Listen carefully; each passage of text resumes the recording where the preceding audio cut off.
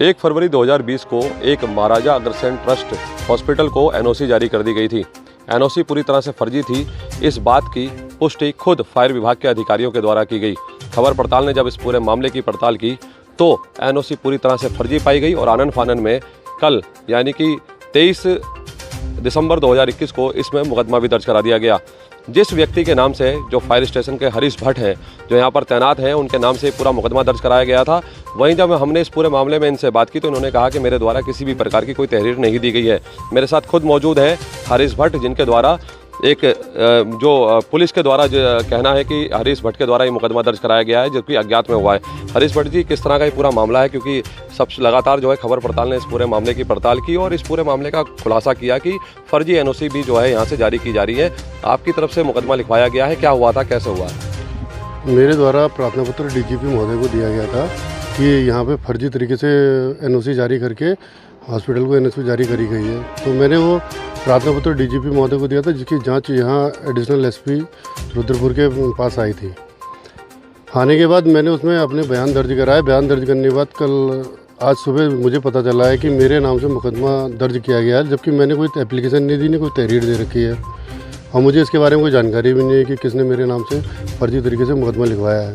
हरीश भट्ट जी, क्या मानते हैं, जिस तरह से एक बड़ा फर्जीवाड़ा होता है, फर्जीवाड़े के बाद आप एक चिट्ठी लिखते हैं जो कि डीजीपी को लिखते हैं और उसके बाद जांच अभी होती भी नहीं है और उससे पहले ही आपको वादी बना करके मुकदमा दर्ज कर दिया जाता है, क्या मानते हैं इसके पीछे क्या कोई षड्यंत्र है, क्या है, क्या खेल है? बिल्कुल सर, इसमें षड्यंत्र है, मेरे खिलाफ बहुत बड़ा षड्यंत्र है, क्योंकि मुझे डायरेक्टली वादी बनाने का कोई मतलब ही नहीं बनता। मैंने तो प्रार्थना पत्र दिया था डीजीपी महोदय को अपनी समस्याओं को लेकर और यहाँ की जो गतिविधियाँ गलत हो रही हैं उनके बारे में जानकारी दी थी। अगर उनके खिलाफ मुकदमा लिखना था, विभाग की तरफ से मुकदमा लिखा जाना चाहिए था, जो मेरी तरफ से नहीं लिखा जाना चाहिए था। किस तरह की गतिविधियां हैं जो आपने डीजीपी को शिकायत सौंपी है, उसमें किस तरह के आपके द्वारा शिकायत सौंपी गई है, उसमें किस किस तरह की गतिविधियां हैं जो लगातार यहाँ पर आप बता रहे हैं कि गलत हो रही हैं? कई कंपनियां जो काफ़ी टाइम से बंद पड़ी हुई हैं उनके खिलाफ एनओसी दी जाती है, फर्जी तरीके से एनओसी दी जाती है। सांठगांठ जो भी किया जाता है उसी तरीके से फर्जी एनओसी दी जाती है यहाँ पे। उसी के बारे में मैंने जानकारी विभाग को दी थी और जो हमारे मुख्य अग्निशमन अधिकारी जो गलत तरीके से काम करते हैं उसके बारे में जानकारी विभाग को दी थी, बस इसके अलावा कुछ नहीं था। भट्ट जी, क्या आपके द्वारा अभी हाल फिलहाल के अगर 2-3 दिन की बात की जाए, कोई पुलिस को तहरीर दी गई है, नहीं दी गई है? ये जो मुकदमा दर्ज हुआ है इसके वादी आप हैं, कौन है, क्या है? मेरे द्वारा कोई भी किसी भी प्रकार का कोई मुकदमे के लिए अर्जी नहीं दी गई है और मैं ड्यूटी पे मौजूद हूँ। मैं तो ड्यूटी से बाहर गया भी नहीं स्टेशन से, तो मुझे तो खुद ही नहीं पता ये कहाँ से फर्जी तरीके से मेरे द्वारा तहरीर दी गई करके पता चल रहा है।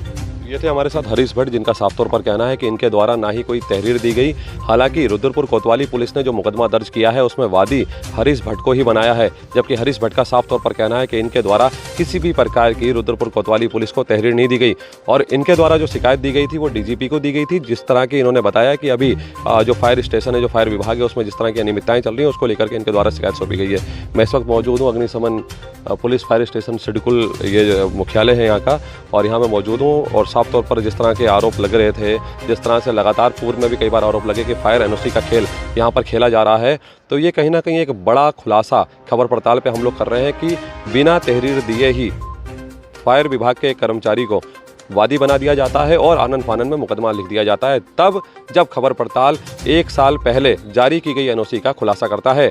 हालांकि सूत्रों से मिली जानकारी के अनुसार खबर पड़ताल के पास अभी और ऐसी कई चीज़ें हैं जो कि ये तय करेगा कि अन्य भी कई अस्पताल समेत कई फैक्ट्रियों को फर्जी एनओसी जारी की गई है। अपने सहयोगी विशाल के साथ मैं राजीव चावला, खबर पड़ताल रुद्रपुर।